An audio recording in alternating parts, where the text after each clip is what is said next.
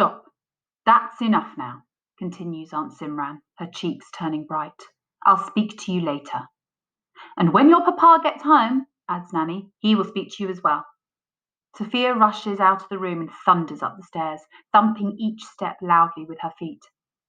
Everyone returns to their food, but it's so quiet you can hear the spoons tapping the sides of the bowls as they carry on eating. When the meal is finished and Aunt Simran starts clearing dishes, Nanny walks slowly round the table and holds my hand. We gave this ring to Chinti for her 12th birthday. It's a very rare emerald that your Babaji and Chinti found, and he had it set into the silver star. I never saw it after she died, though. I thought it was lost forever. Chinti used to love pretending she was the goddess Ishta, pretending that the ring had magical powers. She imagined it could lead the way to treasure and secrets, glowing like a torch in the night. I take the ring off and hold it out to Nanny. I'm sorry. The clutch of tears slide down my cheeks. I shouldn't have gone in the hut. The scrunched up feelings cry themselves free, and I can't stop them now. I know I shouldn't have gone. Arjun warned me, but I was upset, and I ran into the wild garden and found it. There was a little monkey who came, and he showed me the loose floorboards and the box inside the gap. There were other things too. Nanny's face shadows with emotion again. A golden arrow with a white glittery feather on the end, some dried up face paints, and the ring. The tears fall even faster. It's the only proper thing I've ever had of my mum's, and I'm so happy I found it. Sorry, Nanny, I didn't mean to upset you. I remember helping Chinti to decorate the box with pretty paper. It's where she kept all her special things. Nanny puts the ring back on my finger. Look how it fits you. I wish we could keep you forever, Tamarind. Her face begins to crumple. But your papa will be taking you away again, and before we've even gotten to know you. Later, in bed, I'm tossing and turning. Outside, the rain is pulsing right under the shutters and lashing against the window panes. I'm desperate to see Ishta again, but there's no chance tonight. Thunder cracks, shaking the house as if it's wrapping monster arms around me. My heart is racing, and I yank the covers over my head, burying deep in the bedclothes. But even in here, I can see the room light up as the lightning flashes, serpent light, lashing the walls with its electric tongue. Even though the storm is terrifying, I peel back the covers, sit up in bed and check my watch. It's only 1:30 in the morning. There's still time to go into the garden if the storm finally breaks. How much longer is it going to go on?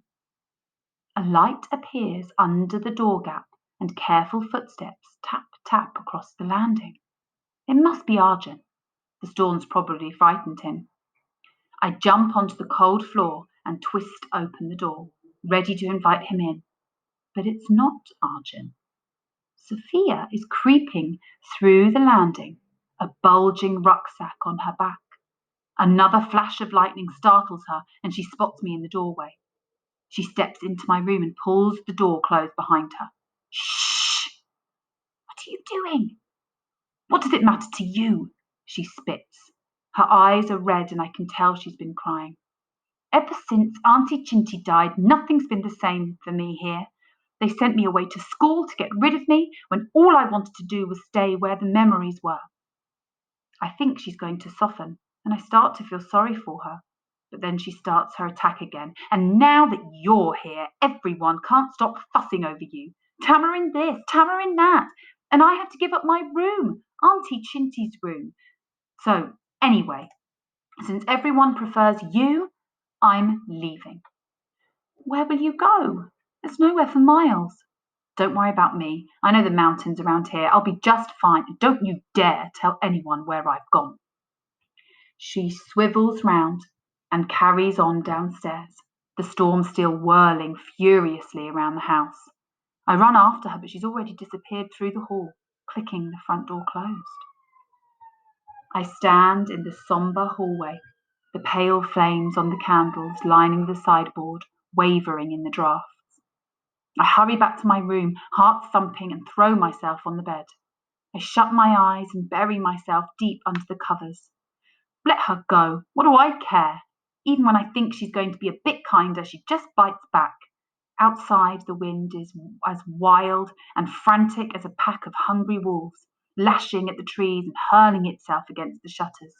Instead of calming down, the storm is getting worse. I imagine the family waking up to find Sophia missing, lost in the storm, as well as being angry with her. They'll be so scared. The shutters bang furiously, and thunder crashes so loudly I can feel its vibrations through my whole body. Even though I don't like Sophia, this family is still so broken, even years after Mum's death. I can't let them lose Sophia as well. I struggle into my thick sweatshirt, pull the waterproof jacket Dad insisted I bring over my head, and put my tracksuit bottoms on. Sophia can't have gone far. I'll find her and bring her back, stop her getting herself deeper into trouble, and maybe, just maybe, she'll thank me for it. I grab my torch and head downstairs. When I open the front door, the wind snatches it from my hands, and I struggle to close it behind myself, but I push my body hard against it until it slams shut. No one will notice the bang over the noise of the storm. The garden is wrecked.